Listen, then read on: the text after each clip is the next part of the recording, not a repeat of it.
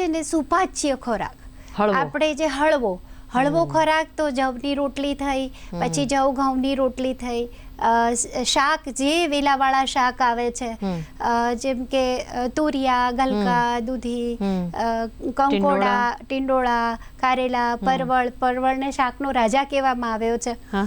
તો એ બધા જે શાક છે, તમે પટોલના પાન, પટોલ એટલે પરવળ, તો પટોળના પાનનો જે રસ છે એને માથામાં લગાવવાનું, એટલે ચોમાસામાં નહીં પણ જે માથામાં જે ફંગલ ઇન્ફેક્શન થઈ હોય એમાં કડવા પરવળને પાન આવે એનો માથામાં લગાવવાનો ઉલ્લેખ છે.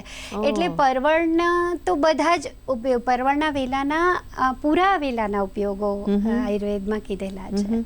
અને આપે જેમ કહ્યું કે આ ખાવું જોઈએ અને શું ના ખાવું જોઈએ, મેં કીધું એમ ફ્રીઝમાં જે ઠંડુ પાણી અને ઠંડા પીણા એ ના ખાવા જોઈએ. જંક ફૂડ હમણાં તો બહુ જ જંક ફૂડ છે. મેંદો બિલકુલ ના ખાવો જોઈએ, કેમ કે પચવામાં ભારે વસ્તુ છે. મિષ્ટાન જે છે એ ચીકણા અને ભારે પદાર્થો છે, એને પચવામાં વાર લાગે છે. અડદની દાળ અત્યારે ન ખવાય, કારણ કે એને પચવામાં ભારે, અને કુધાન્યમાં એનો સમાવેશ થયો છે. કુધાન્ય, કારણ કે એ પચવામાં ભારે છે.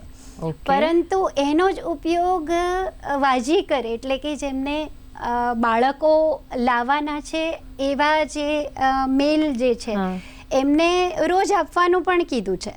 એટલે પણ કારણ એ ભારે છે, એટલા માટે વરસાદની ઋતુમાં અડદની દાળનો નિષેધ છે. ખાટી જે વસ્તુ છે, જેમ કે રાત્રે દહીં તો આમ પણ ના ખાવું જોઈએ, નક્તમ દધી ભૂંજી થ, એટલે રાત્રે દહીં ન ખાવું જોઈએ. તો આ સિઝનમાં તો બિલકુલ નહીં. અને બધું જ ઠંડી જે વાસી જે છે સવારે બનાવ્યું હોય ને તમે સાંજે ખાઓ, એ બધું જ વાસી કહેવાય છે.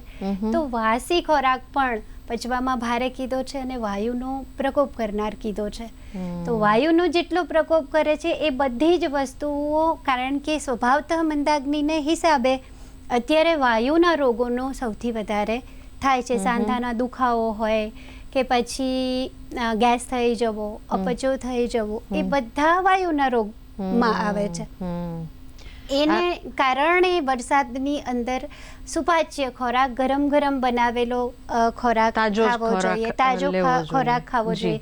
બીજું કે પ્રકૃતિ અનુસાર જેની પ્રકૃતિ પિત્ત છે, એના સિવાયના માણસો, જેમ કે વજન થોડું વધારે છે એવા વ્યક્તિઓ, એ બધા વ્યક્તિઓએ સૂંઠનો ગાંગડો નાખી અને ઉકાળીને ઠંડુ કર્યું હોય, એટલે સાદું પાણી કર્યું હોય એવું આખો દિવસ પીવે, તો એનો વાયુ પણ નહીં થાય અને સાથે સાથે એનું પાચન પણ થશે અને એનું થોડું વજન પણ ઉતરશે. આ ઋતુમાં એ કરવું બહુ જરૂરી છે. અને જો પ્રકૃતિગત પિત્ત વાળી વ્યક્તિ હોય તો એણે મધ નાખીને સાદું પાણી પીવું જોઈએ. મધને ક્યારેય ગરમ ના કરી શકાય. મધને ગરમ કરવાનો નિષેધ છે આયુર્વેદની અંદર, એટલે મધ ગરમ ના કરાય.